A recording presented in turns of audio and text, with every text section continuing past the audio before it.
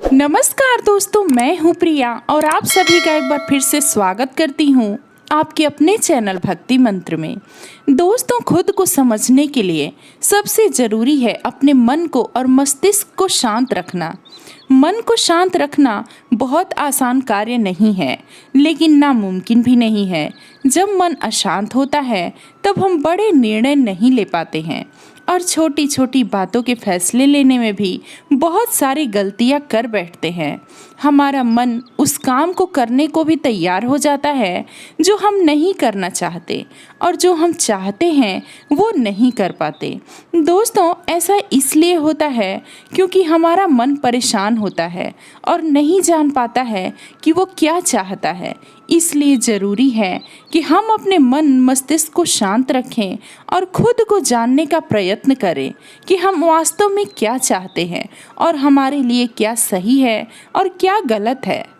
दोस्तों, किसी भी चीज़ को समझने के लिए सबसे पहले मन को शांत रखना चाहिए और फिर काम पर ध्यान देना चाहिए, क्योंकि हम मन से ही प्रश्न खोज लेते हैं और मन में ही जवाब देकर बैठ जाते हैं। भगवान श्री कृष्ण ने मन को शांत रखने के लिए 2 चीज़ें बताई हैं। दोस्तों, भागवत गीता में भगवान श्री कृष्ण कहते हैं कि मन का बेचैन होना उसका स्वभाव है। हमारे मन को लगता है कि अगर वह अलग अलग बातों के बारे में सोचता रहेगा तो हमें आने वाली हर मुश्किल और हर मुसीबत से बचा लेगा, पर ऐसा होता नहीं है। हम अपने जीवन का काफ़ी अधिक समय सोच विचार करके परेशान होने में निकाल देते हैं। भगवान श्री कृष्ण कहते हैं कि मन का यह स्वभाव बदलना मुश्किल है, लेकिन असंभव नहीं है। तो दोस्तों, अच्छा आप ये बताइए, क्या आप कौवे को कह सकते हैं कि काँव काँव की आवाज़ न करें? या फिर क्या आप किसी मेढक को कह सकते हैं कि वह पानी देखते ही ऊंची छलांग न मारे? हमारे मन का भी कुछ ऐसा ही हाल है। जीवन में कुछ भी होता है, अच्छा या बुरा, हमारा मन उस पर काँव काँव करने लगता है। दोस्तों, काँव काँव से मेरा मतलब ये है कि चिंता करना, व्याकुल होना। जरा सी बात पे मन घबराने लगता है, व्याकुल हो जाता है, चिंतित हो जाता है। कोई बुरी बात होती भी नहीं है और मन परेशानी की ऊंची ऊंची लपटें लेने लगता है। कभी कभी तो मुझे ऐसा लगता है कि हम में से कई लोग सिर्फ परेशान होने के लिए जीते हैं। सारी परेशानी, पीड़ा, दुविधा अक्सर हमारे मन की बनाई हुई कहानियाँ होती है।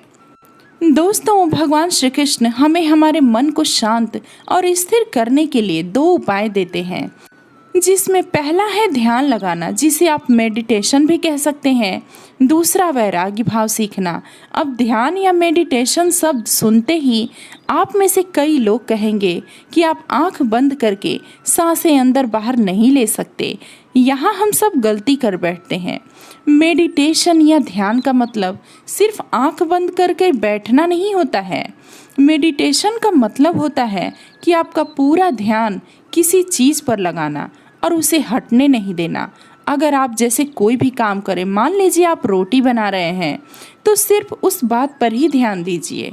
अगर आप पिक्चर देख रहे हैं तो अपना पूरा ध्यान पिक्चर पर लगाएं।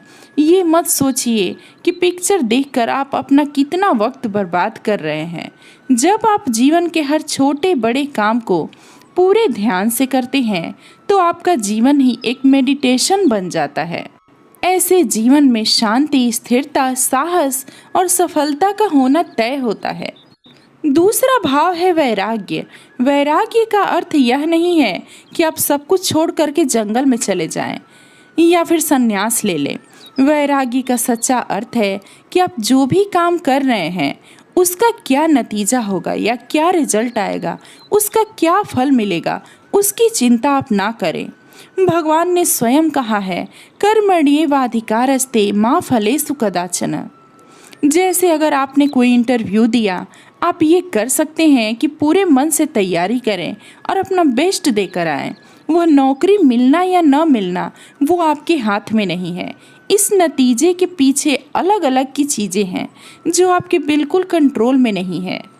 तो जिस चीज़ के बारे में आप कुछ नहीं कर सकते हैं तो उसके बारे में चिंता भी ना करें।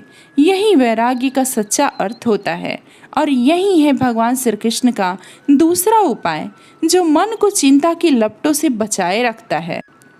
दोस्तों याद रखिए, आप पूरे के पूरे इंसान हैं, समझदारी, संयम और कुशलता से भरे हुए। आपका मन जब भी कौवे की तरह अलग अलग बातों पर आपको परेशान करने लगे, तब अपने मन को भी प्यार से समझाइए और शांत कर लीजिए। बस अपने ऊपर विश्वास रखिए कि आप कभी अपना बुरा नहीं होने देंगे। तो दोस्तों, मैं उम्मीद करूंगी आज की ये जानकारी आपको ज़रूर पसंद आई होगी। आप अपने विचार कमेंट करके ज़रूर बताएं। अगर आप मेरे चैनल पर नए हैं तो मेरे चैनल को सब्सक्राइब करें, वीडियो को लाइक करें, शेयर करें। साथ ही अगर कोई सुझाव हो तो कमेंट करके वो भी बताएं। दोस्तों, मिलते हैं कुछ और नई जानकारी के साथ। तब तक के लिए राधे राधे।